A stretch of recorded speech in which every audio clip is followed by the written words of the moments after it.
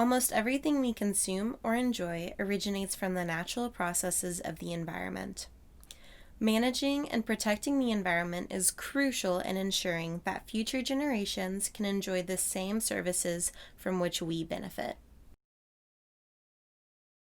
The direct and indirect benefits that ecosystems provide that contribute to making human life both possible and comfortable are called ecosystem services. The value of ecosystem services can be difficult to quantify, but doing so is crucial to policymakers attempting to protect the environment. There are 4 categories of ecosystem services: provisioning, regulating, cultural, and supporting services. A provisioning service is a benefit that people extract directly from nature. Examples of such benefits include drinking water or the use of timber for building homes. A regulating service is the benefit provided by ecosystem processes that coordinate natural phenomena, such as pollination or flood control. A cultural service is a non-material benefit that contributes to the development of people. These benefits may include recreation, environmental education, aesthetic value, and creativity born from interactions with nature. These ecosystem services cannot be sustained without the consistency of underlying natural processes, known as supporting services. Supporting services include essential ecosystem components, such as habitat health and biodiversity. This wheel of ecosystem services shows the wide variety of benefits nature provides for us. Some of them are especially appreciated and protected, such as clean air and water, while others, such as photosynthesis and carbon storage, aren't regularly recognized for their importance. Algae, for example, is underappreciated even though it creates half of the oxygen we breathe and forms an important part of the biological pump that sequesters carbon in the deep ocean.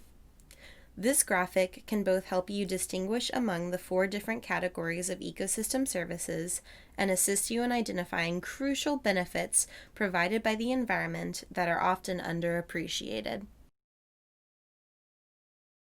This video provides several examples of ecosystem services from which we benefit, such as soil production and pollination. Quantifying the value of provisioning services is relatively easy to do, but this video challenges the viewer to consider other factors when questioning how much nature is worth as a whole.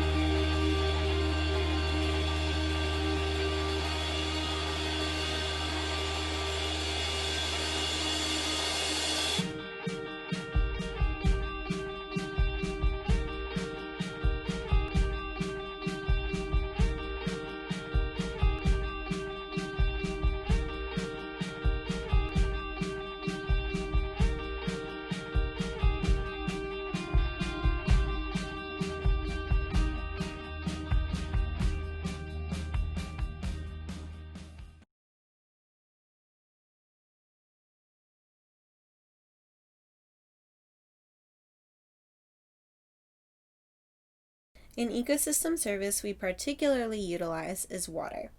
The two largest uses of water in Florida are agriculture and public supply. In a time span of 30 years, the population in Florida using public water systems more than doubled. During this period, freshwater withdrawals for public supply use increased from 1.4 billion gallons per day to 2.3 billion gallons per day. That amounts to withdrawals of over 800 billion gallons of freshwater annually, just for public supply use in Florida. Groundwater, primarily from the Floridan aquifer, has been the largest supply of freshwater in Florida since 1980, as demonstrated by the graph in the lower left-hand corner of the slide. Water is a finite resource, and analyses by water management districts reveal that groundwater resources are insufficient to fully meet future demands in most of the state. Continuing to withdraw groundwater at the current rate will eventually cause drastic environmental impacts that cannot be easily reversed.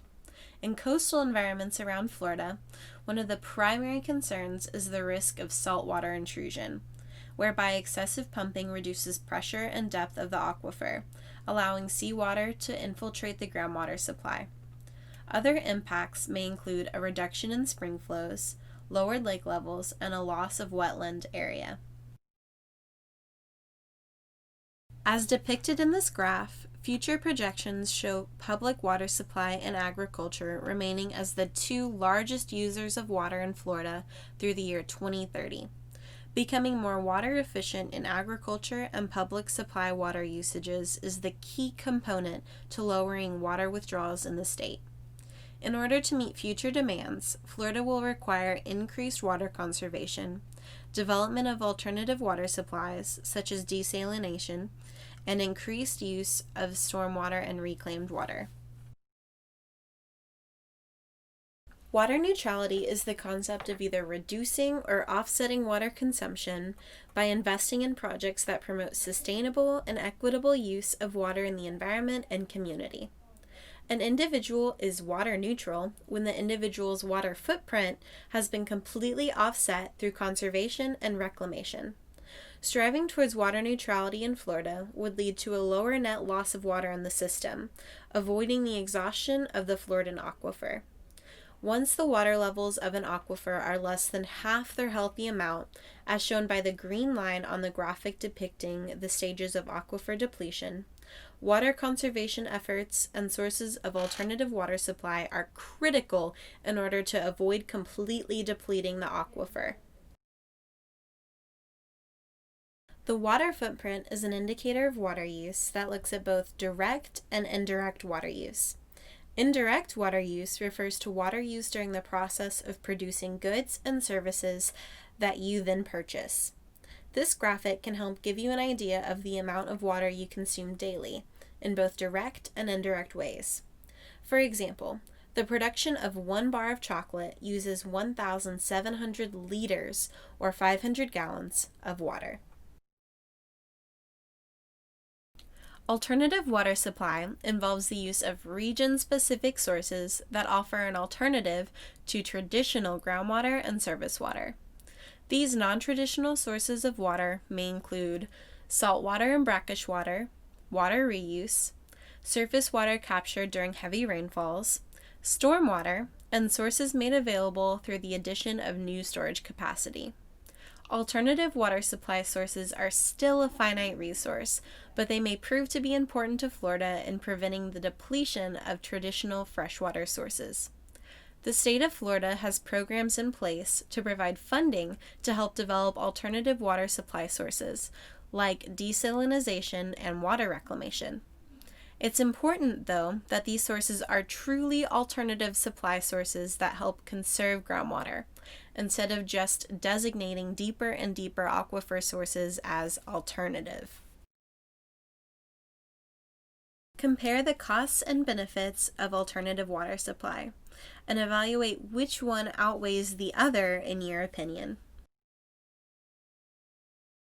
In this lesson, we have discussed the value of ecosystem services, Florida's water challenges, the size of your water footprint, and alternative water supply. In our next lesson, you can learn about how to conserve one of the ecosystem services we just learned about, clean water. Hopefully now you can discuss with your friends and family the importance of our ecosystem services and your opinion on alternative water supply sources.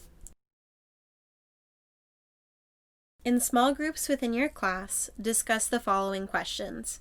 Be sure to support your opinion with a sound explanation and relevant facts.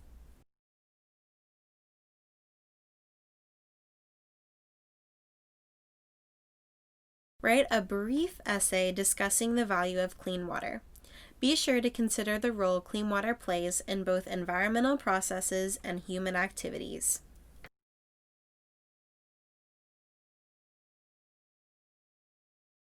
Here are some additional resources that can help you answer any question you may have about ecosystem services. This presentation was produced by Save the Manatee Club with funding and support from the Protect Florida Springs Grant Program.